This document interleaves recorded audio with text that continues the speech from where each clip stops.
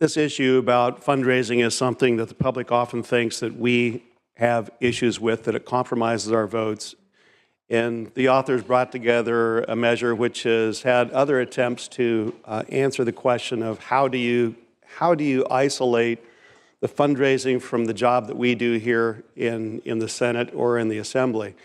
And to that point, the first bill that I introduced back in 2005 was on the same issue, but it just covered the time period when the budget was being adopted. Now, ironically, at that time, I couldn't even get a second on the bill out of committee.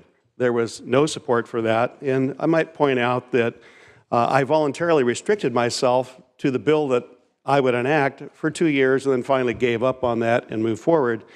But at that time, it was felt that we needed to restore our faith, or the public's faith in us, because we were at 37% approval.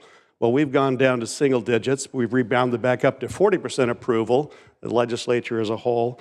But clearly that's not as good as it should be. And actions in this year have demonstrated once again that money, whether it does corrupt or is perceived to corrupt, there should be some sort of firewall between the actions that we do and the alternate actions that are necessary to actually run campaigns, which is raise money.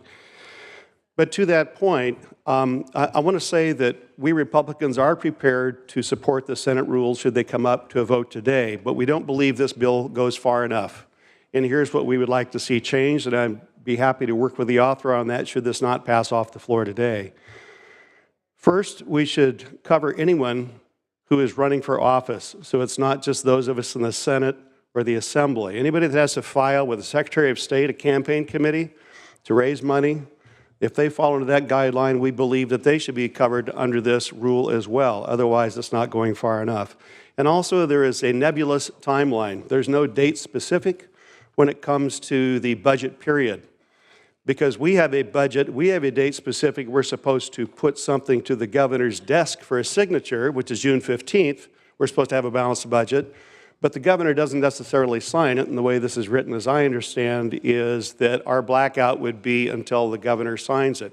And we think that's a simple thing that could be cleaned up by having more of a date specific.